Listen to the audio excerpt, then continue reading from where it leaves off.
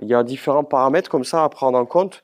Là, déjà, qu'est-ce qu'on se rend compte, c'est que dans le livre, j'ai sélectionné des articles scientifiques spécifiques sur le maïs. Et on voit bien qu'il y a des effets des champs magnétiques sur le maïs qui vont permettre d'augmenter la production du maïs, etc. Bon, là, c'est en anglais, je vous passe les détails, mais j'ai fait des tableaux où on voit bien Hop, vas-y, je peux me jeter. J'ai fait des tableaux où on voit bien, en fait, à l'intérieur, qu'il y a des effets des champs magnétiques sur les semences, par exemple. Là, qu'est-ce qu'ils ont fait? On voit les intensités magnétiques en Gauss. Donc, en Gauss, vous avez 4000 Gauss, 1250 Gauss, 300 Gauss, 1050 à 2500 Gauss, 1,5 Gauss, 1000 Gauss, etc., etc. Est-ce que c'est les mêmes intensités magnétiques? Non, ça change en fait.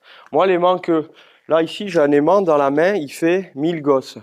Est-ce que vous vous souvenez, hier, on a dit l'intensité magnétique de la Terre, elle a combien de Gauss? Vous vous souvenez?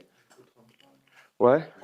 L'intensité magnétique de la Terre, c'est 0,33 à 0,77 Gauss. Donc, qu'est-ce qu'on peut dire entre cet aimant qui est de 1000 Gauss, qu'on va utiliser, et la Terre? Ouais, voilà. On voit que déjà, il est un peu plus de 1000 fois plus puissant, cet aimant, que l'intensité magnétique du champ magnétique terrestre. Mais est-ce que cet aimant, on l'a dit hier, il va aimanter toute la surface de la Terre? Ben non, voilà. Il est puissant sur un petit endroit localisé, euh, tandis que le champ magnétique terrestre est moins puissant, mais il va faire effet sur toute la planète Terre. Juste rapidement, on voit dans ce document scientifique que les effets des aimants, vous voyez, vont agir. Ils vont là, avec 10 gosses, ils ont augmenté la germination. Avec 4000 gosses sur le triticum, ils ont vu des effets, mais que si les graines elles étaient imbibées dans de l'eau avant traitement. Ça nous montre déjà que c'est bien aussi d'imbiber l'eau, d'imbiber les graines par exemple avant de les traiter. Là, on voit que il y a eu 30% d'augmentation des récoltes sur le triticum en le traitant au préalable avec 300 gosses. Là, on voit aussi qu'ils ont augmenté le développement racinaire, la longueur et le poids des pousses, etc., etc. Je vous montre juste trois exemples, mais on se rend bien compte qu'il y a des effets là-dedans. Alors sur la dynamisation des graines, hein, là on a dans l'histoire, on retrouve des écrits là-dessus. Hein. Quand on cherche, c'est toujours pareil, on peut aller sur la Bibliothèque nationale numérique française Gallica, et là vous voyez un document de 1919 où déjà il faisait des traitements sur les graines. Hein, avec de l'électricité, là, cette fois-ci, artificielle. Est-ce que vous vous souvenez la différence entre l'électroculture active et passive? Oui.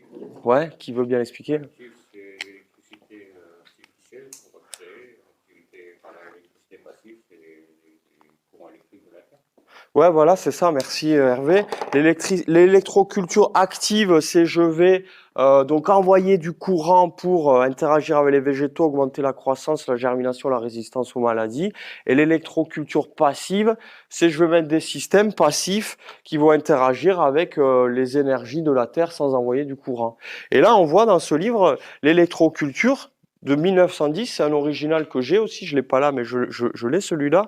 On y voit à l'intérieur le traitement des graines. C'était pratiqué déjà à l'époque et ils faisaient des traitements sur les végétaux avec du courant et comme ça ils arrivaient à augmenter la production des plantes rien qu'en les traitant au préalable. Ce que j'aime bien dans ce livre, c'est qu'il parle aussi d'un yogi, le yogi maître yoga. Je crois que tu disais que tu faisais du yoga, voilà, et qu'un yogi il prenait des graines dans ses mains et avec son énergie interne aussi, il arrive à dynamiser les graines et à augmenter comme ça après en les plantant leur pouvoir de germination et la production des végétaux. Un autre document spécial dynamisation des graines. Là, c'est le Scientific American de 1919. Qu'est-ce qu'on y lit ici? Je ne sais pas si vous arrivez à lire de loin. L'électrification des graines. Et qu'est-ce qu'ils nous disent? Une révolution dans l'agriculture. Une révolution dans l'agriculture. Ça, on le voit beaucoup dans les documents d'époque. Ça, c'est Scientific American. C'est un document très sérieux. Révolution dans l'agriculture, ils nous disent. Qu'est-ce qu'ils faisaient à l'époque? Ça, je l'ai traduit, cet article. Hein. On voit là, il y a des sortes de cuves. Ils y mettaient des graines dans ces cuves, hein, comment dire, ils mettaient aussi de l'eau, et puis ils électrifiaient, ils passaient un léger courant à l'intérieur pour électrifier les graines, et après ils allaient les semer dans les champs. Et qu'est-ce qui se passait d'après vous quand ils faisaient ça? Ouais, ils augmentaient. Graines non dynamisées, graines dynamisées. Non dynamisées, dynamisées. Non dynamisées, dynamisées. C'est plus gros, hein? Et là, c'est les scientifiques américains de l'époque qui le disent, rien qu'en électrifiant la graine avant de les planter. Après, maintenant, quand on lit ça, on comprend que c'est pas si simple que ça. C'est pas j'envoie du courant, j'augmente la germination, c'est un peu plus compliqué que ça.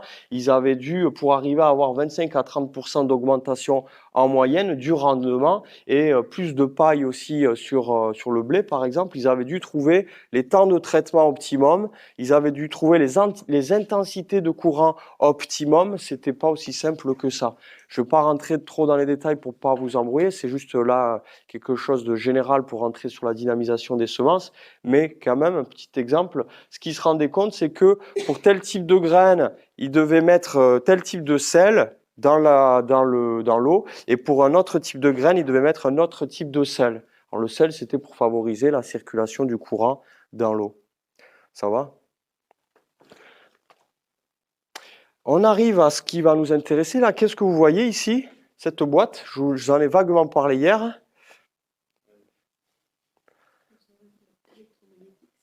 Le conservateur électromagnétique céleste.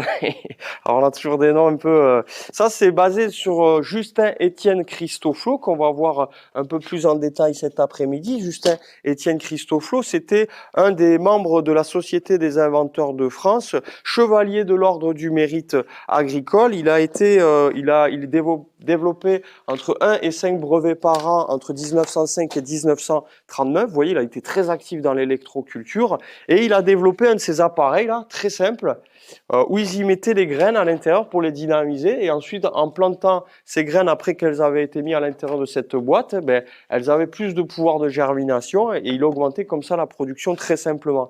Ça, c'est une technique qu'on va pouvoir comprendre. Je vais vous montrer comment. C'est que là, si je prends un aimant, c'est la technique qu'on va développer maintenant, ces aimants, lui, il en disposait aussi dans sa boîte, avec des barres de fer doux, vous voyez. Donc, on va voir ça en suivant. Et la boîte, qu'est-ce qu'on observe ici? Qu'est-ce qu'il faisait?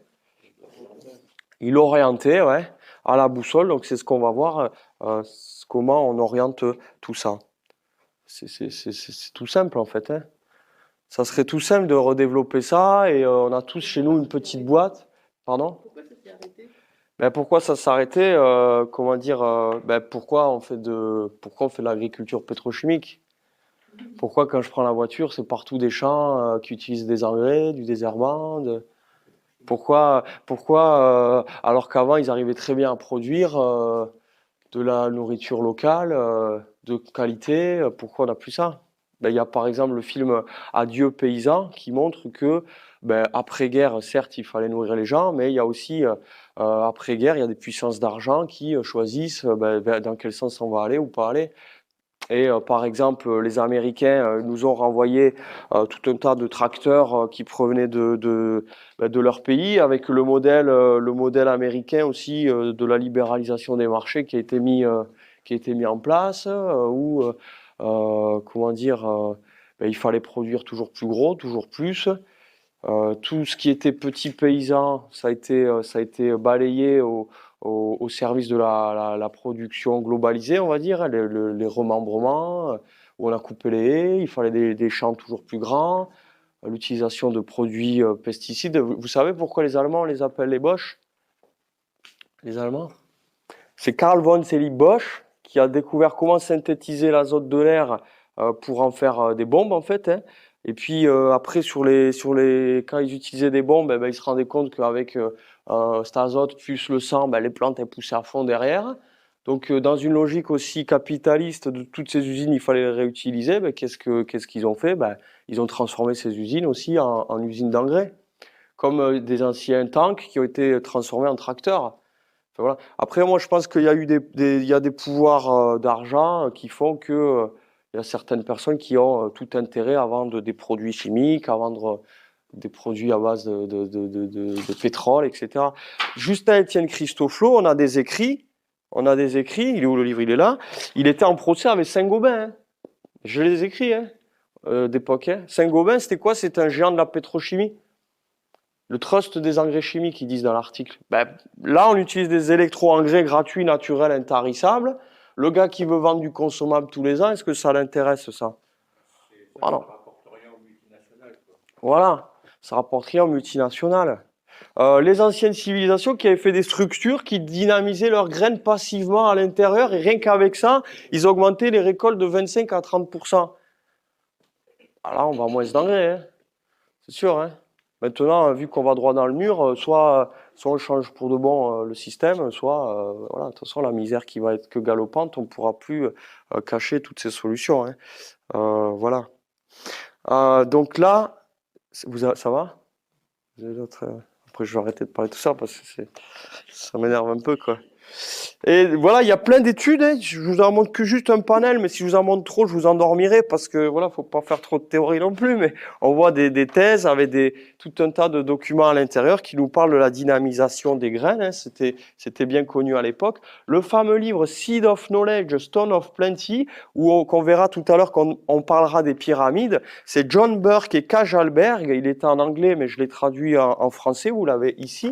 Qu'est-ce qu'ils ont fait? Ils ont fait un périple au travers du monde et ils ont, par exemple, été dans des structures pyramidales pour dynamiser des semences. Ils mettaient des semences dans la pyramide de Tikal, de Maya locale. C'est important, les graines aussi locales, pas trafiquées, hein.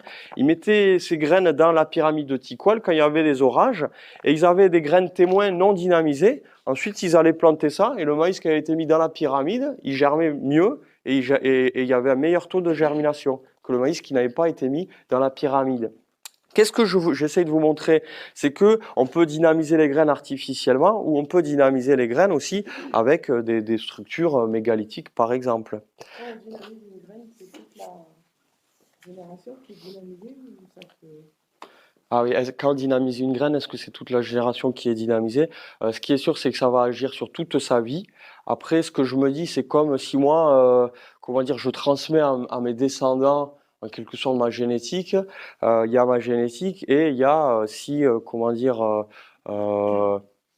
si j'ai une bonne vie, si je prends soin de moi, peut-être que je vais transmettre, je ferai des enfants plus en santé, plus vigoureux. Je sais pas, je suis pas docteur après sur le corps humain, donc je peux pas trop m'aventurer là-dedans. Mais sur les plantes, je pense ouais, que si tu as des plantes résistantes, elles vont transmettre plus de résistance à ses descendants. Par exemple, c'est Pascal Pout qui fait, il était connu Pascal Pout, il récupérait ses graines d'une année sur l'autre.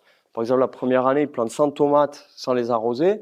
Il y en a 6 qui survivent. Il récolte les graines de ces 6 tomates. Il en replante l'année prochaine 100. Là, il y en a 20 qui survivent, 25. Il récupère les graines. Il replante l'année prochaine. Et tu vois, d'une année sur l'autre, les plantes, elles s'adaptent. Il y a comme une mémoire de la plante. Donc, je pense que oui, peut-être que c'est possible. Il y a comme une mémoire de la plante qui va permettre de créer des plantes plus adaptées, plus résistantes. En tout cas, avec des graines non trafiquées et des graines locales, ça, je pense, ouais.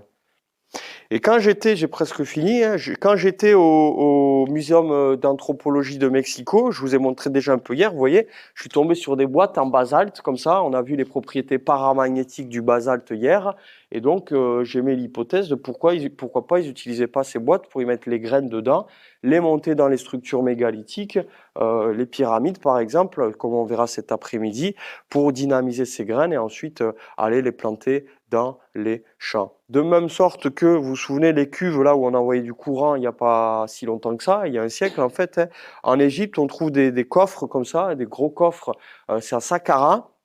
Il y a des coffres à Saqqara, comment dire, il y en a plusieurs dizaines comme ça.